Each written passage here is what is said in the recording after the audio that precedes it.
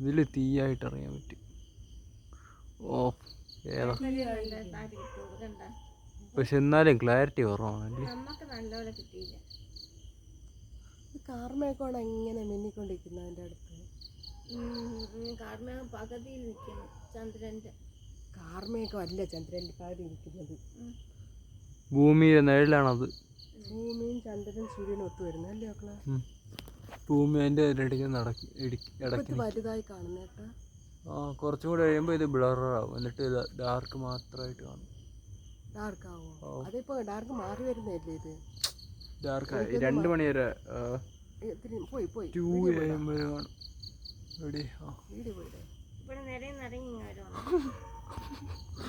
പാവരും പോലെ.